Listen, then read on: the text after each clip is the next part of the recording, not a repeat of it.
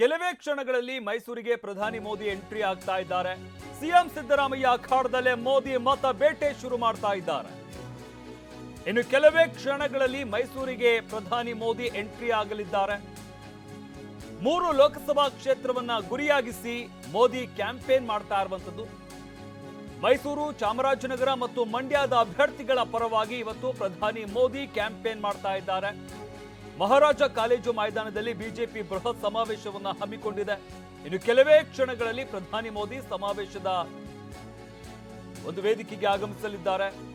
ದೋಸ್ತಿಗಳನ್ನ ಉದ್ದೇಶಿಸಿ ಪ್ರಧಾನಿ ಮೋದಿ ಮಾತನಾಡಲಿದ್ದಾರೆ.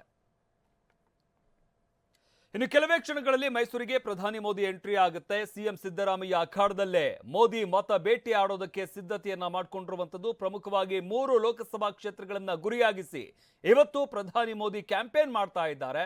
ಮೈಸೂರು, ಚಾಮರಾಜನಗರ ಮತ್ತು ಮಂಡ್ಯ ಅಭ್ಯರ್ಥಿಗಳ ಪರವಾಗಿ ಪ್ರಧಾನಿ ಮೋದಿ ಇವತ್ತು ಪ್ರಚಾರವನ್ನ ಮಾಡಲಿದ್ದಾರೆ.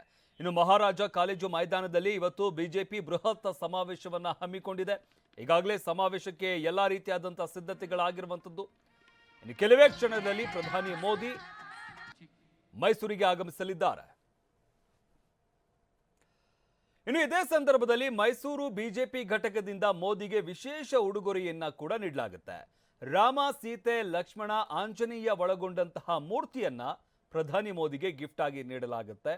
ಮರದಲ್ಲಿ ಕೆತ್ತನೆ ಮಾಡಿರುವಂತಹ ರಾಮ, ಸೀತೆ, ಲಕ್ಷ್ಮಣ, ಆಂಜನೇಯ ಮೂರ್ತಿ ಇಲ್ಲಿ ಗಮನಿಸ್ತಾ ಇದೀವಲ್ಲ, ಇದೇ ಮೂರ್ತಿಯನ್ನ ಪ್ರಧಾನಿ ಮೋದಿಗೆ ಇವತ್ತು ಗಿಫ್ಟ್ ಆಗಿ ನೀಡಲಾಗುತ್ತೆ. ಸುಮಾರು 2 ಅಡಿ ಎತ್ತರ ಇರುವ ಮರದ ಮೂರ್ತಿ ಇದು. ಮೈಸೂರು ಪೇಟ ರೇಷ್ಮೆ ಶಲ್ಯ ಹಾರ ಹಾಕಿ ಪ್ರಧಾನಿ ಮೋದಿಗೆ ಸನ್ಮಾನವನ್ನ ಕೂಡ ಮಾಡಲಾಗುತ್ತೆ. ಇನ್ನು ಈ ಮೂರ್ತಿ ವಿಚಾರಕ್ಕೆ ಸಂಬಂಧಪಟ್ಟಂತೆ ನಮ್ಮ ಪ್ರತಿನಿಧಿ ದಿಲೀಪ್ ಅಲ್ಲಿಂದ ಪ್ರತ್ಯಕ್ಷ ವರದಿಯನ್ನ ನೀಡಿದ್ದಾರೆ. ನೋಡೋಣ ಬನ್ನಿ. ಮೈಸೂರಿಗೆ ನರೇಂದ್ರ ಮೋದಿ ಅವರು ಬರ್ತಿರೋ ಕಾರಣಕ್ಕೋಸ್ಕರ ಬಿಜೆಪಿ ನಾಯಕರು ಅವರಿಗೆ ವಿಶೇಷವಾದಂಥ ಉಡುಗೊರೆ ಕೊಡಲಿಕ್ಕೆ ಎಲ್ಲ ಸಿದ್ಧತೆಯನ್ನು ಮಾಡ್ಕೊಂಡಿದ್ದಾರೆ. ಜೊತೆಗೆ ವಿಶೇಷ ಉಡುಗೊರೆ ಕೂಡ ಈಗ ಸಿದ್ಧವಾಗಿರುವಂಥದ್ದು. ರಾಮ, ಸೀತಾ, ಲಕ್ಷ್ಮಣ ಜೊತೆಗೆ ಆಂಜನೇಯ ಇರುವಂಥದ್ದು, ರಾಮನ ಬಂಟ ಆಂಜನೇಯ ಇರುವಂಥ ವಿಶೇಷ ಮೂರ್ತಿಯನ್ನು ಅವರಿಗೆ ಗಿಫ್ಟ್ ಆಗಿ ಕೊಡ್ತಾ ಇರುವಂಥದ್ದು. ಯಾಕಂದರೆ ಈ ಒಂದು ಸಂದರ್ಭದಲ್ಲಿ ರಾಮ ಮಂದಿರ ಉದ್ಘಾಟನೆ ಆಗಿದೆ. ರಾಮ ಮಂದಿರ ಉದ್ಘಾಟನೆ ಆಗಿರುವ ಸಂದರ್ಭದಲ್ಲೇ ಈ ಒಂದು ಗಿಫ್ಟನ್ನು ಕೊಡಲಿಕ್ಕೆ ಬಿಜೆಪಿ ಮುಂದಾಗಿರುವಂಥದ್ದು. ಅದರ ಜೊತೆಗೆ ವಿಶೇಷವಾದಂಥ ಮೈಸೂರು ಪೇಟ ಮತ್ತು ರೇಷ್ಮೆಯ ಶಾಲನ್ನು ಒದಿಸಿ ಅವರಿಗೆ ಗೌರವ ಕೊಡ್ಲಿಕ್ಕೆ ಬಿಜೆಪಿ ಎಲ್ಲಾ ರೀತಿಯಾದಂತಹ ಸಿದ್ಧತೆಯನ್ನ ಮಾಡ್ಕೊಂಡು ಇದು ತಗೊಳ್ಳೋಣ. ಇದು ಇನ್ವರ್ಟರ್ ಎಸಿ.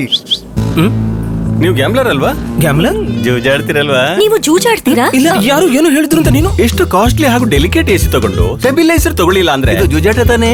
ಒಂದೇ ಫ್ಲಕ್ಚುಯೇಷನ್ ಗೆ ನಿಮ್ಮ ಇನ್ವರ್ಟರ್ ಎಸಿಯ ಪಾರ್ಟ್ಸ್ ಡ್ಯಾಮೇಜ್ ಆಗಬಹುದು. ಅದನ್ನು ವಿಗಾರ್ಡ್ ಉಪಯೋಗಿಸಿ ಸುರಕ್ಷಿತವಾಗಿರಿಸಿ. V-Guard, India's number 1 stabiliser. ಇದು ಸಾಕಷ್ಟು ವಿಶೇಷವಾಗಿರುವಂತಹ ಗಿಫ್ಟ್ ಆಗಿರುವಂಥದ್ದು. ಮರದ ಏನು ಇದರಲ್ಲಿ ಕೆತ್ತನೆ ಮಾಡಿರುವಂತಹ ಈ ಮೂರ್ತಿ ಆಗಿರುವಂಥದ್ದು. ಈ ಬಗ್ಗೆ ಮಾತನಾಡಲಿಕ್ಕೆ ನಮ್ಮ ಜೊತೆ ಬಿಜೆಪಿ ರಾಜ್ಯ ಉಪಾಧ್ಯಕ್ಷರಾದಂಥ ರಾಜೇಂದ್ರ ಅವರಿದ್ದಾರೆ. ಅವ್ರನ್ನೇ ಮಾತಾಡಿಸ್ತೋಗ್ತೇನೆ. ಸರ್, ಈ ಗಿಫ್ಟ್ ಯಾಕೆ ಕೊಡ್ತಾ ಇದ್ದೀರಿ? ಮೋದಿಜಿಯವರು ನಮ್ಮ ರಾಷ್ಟ್ರವನ್ನು ರಾಮರಾಜ್ಯ ಮಾಡೋಕ್ಕೆ ಹೊರಟಿದ್ದಾರೆ. ರಾಮರಾಜ್ಯ ಮಾಡುವಂಥ ನಾಯಕನಿಗೆ ಶ್ರೀರಾಮನಿಗೆ ಬಿಟ್ಟರೆ ಇನ್ಯಾವ ಗಿಫ್ಟನ್ನು ಕೊಡೋಕ್ಕೆ ಸಾಧ್ಯ? ಹಾಗಾಗಿ ಶ್ರೀರಾಮನ ಒಂದು ವಿಗ್ರಹವನ್ನು ಮೋದಿಜಿಯವರಿಗೆ ಕೊಡ್ತಾ ಇದ್ದೀವಿ. ಇವತ್ತು ಎಷ್ಟು ಪ್ಲಸ್ ಆಗಿದೆ ಸರ್ ಮೋದಿ ಅವರು ಮೈಸೂರು ಬರ್ತಾ ಇರುವಂಥದ್ದು ಬಿಜೆಪಿ? ಮೋದಿಜಿಯವರು ಈಗ ಆಲ್ರೆಡಿ ಇಡೀ ರಾಷ್ಟ್ರದಲ್ಲಿ ತುಂಬಾ ಪ್ಲಸ್ ಮಾಡಿಬಿಟ್ಟಿದ್ದಾರೆ ಆಲ್ರೆಡಿ. ಈಗ ನಮಗೆ ಒಂದು ಉರಿದುಂಬಲಿಕ್ಕೆ ಮತ್ತು ನಮ್ಮೆಲ್ಲ ಸಂತೋಷ ಪಡಿಸಲಿಕ್ಕೆ ಬರ್ತಾ ಇರೋದು. ಅದು ಬಿಟ್ಟರೆ ಇದು ಒಂಥರ ಅಡಿಷ್ನಲ್ ಬೂಸ್ಟ್ ಅಷ್ಟೇ. ಬಿಟ್ಟರೆ ಆಲ್ರೆಡಿ ನಾವು ಪ್ಲಸ್ಸಲ್ಲಿ ಪ್ಲಸ್ ಟ್ರಿಪಲ್ ಪ್ಲಸ್ ಆಗೋಗಿದೆ ಆಲ್ರೆಡಿ. ಮೋದಿಜಿಯವರ ಸರ್ಕಾರ ಮತ್ತು ಅವರ ಆಡಳಿತ ಮತ್ತು ಅವರು ನಮ್ಮ ರಾಷ್ಟ್ರಕ್ಕೆ ತಂದಿರೋಂಥ ಘನತೆ, ಗೌರವ, ಸುರಕ್ಷತೆ ಇದೆಲ್ಲನೂ ಮನಸ್ಸಲ್ಲಿ ಇಟ್ಕೊಂಡು ಇಡೀ ರಾಷ್ಟ್ರದಲ್ಲಿ ಪ್ರತಿಯೊಬ್ಬರು ಕೂಡ ಮೋದಿ ಸರ್ಕಾರ ಮತ್ತೊಮ್ಮೆ ಇರಬೇಕು ಅಂತ ಬಯಸಿದ್ದಾರೆ. ಹಾಗಾಗಿ ಈಗ ಅವರು ಬರ್ತಾ ಇರೋದು ನಮ್ಮೆಲ್ಲರಿಗೂ ಕೂಡ ಒಂದು ಸಂತೋಷವನ್ನು ಮತ್ತು ಹುರಿದುಂಬಿಸಲಿಕ್ಕೆ ಬರ್ತಾ ಇದ್ದಾರೆ ಕಾರ್ಯಕರ್ತರಲ್ಲಿ. ಓಕೆ, ಇವಿಷ್ಟು ರಾಜೇಂದ್ರ ಅವರ ಮಾತುಗಳು. ಏನು ರಾಮರಾಜ್ಯದ ಕಲ್ಪನೆ ಇದೆ, ಆ ಒಂದು ದೃಷ್ಟಿಯಿಂದ ಇಟ್ಕೊಂಡು ಈ ಒಂದು ರಾಮ, ಸೀತೆ, ಲಕ್ಷ್ಮಣ ಮೂರ್ತಿಯನ್ನು ಗಿಫ್ಟ್ ಆಗಿ ಕೊಡ್ತಾ ಇದ್ದೇವೆ ಅನ್ನುವಂಥ ಮಾತುಗಳನ್ನ ಹೇಳ್ತಾ ಇರುವಂಥದ್ದು. ಕ್ಯಾಮ್ರಾ ಪರ್ಸನ್ ಪ್ರಮೋದ್ ಜೊತೆ ದಿಲೀಪ್ ಚೌಡಳ್ಳಿ, TV9 ಮೈಸೂರು.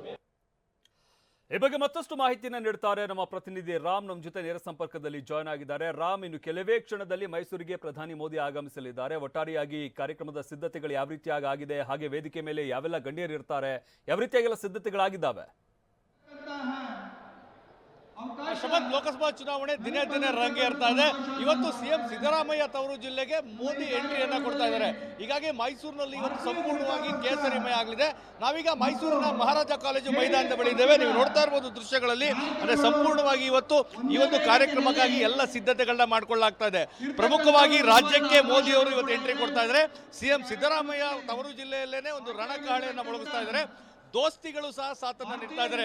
ಏನು ಬಿಜೆಪಿ ಮತ್ತೆ ಜೆಡಿಎಸ್ ಮೈತ್ರಿ ಆಗಿತ್ತು, ಅದಾದ ನಂತರ ಒಟ್ಟಿಗೆ ಅಂದ್ರೆ ಇವತ್ತು ಈ ಒಂದು ಕಾರ್ಯಕ್ರಮದಲ್ಲಿ ಪ್ರಧಾನಿ ನರೇಂದ್ರ ಮೋದಿ, ಮಾಜಿ ಪ್ರಧಾನಿ ಎಚ್ ಡಿ ದೇವೇಗೌಡ, ಅದೇ ರೀತಿಯಾಗಿ ಮಾಜಿ ಸಿಎಂಗಳಂತ BS ಯಡಿಯೂರಪ್ಪ, ಕುಮಾರಸ್ವಾಮಿ, ವಿಜೇಂದ್ರ ಸೇರಿದಂತೆ ಘಟಾನುಘಟಿ ಬಿಜೆಪಿ ಮತ್ತೆ ಜೆಡಿಎಸ್ ನಾಯಕರುಗಳ ಒಂದು ರೀತಿಯಂತ ಸಮಾಗಮ ಇಲ್ಲಿ ಆಗ್ತದೆ.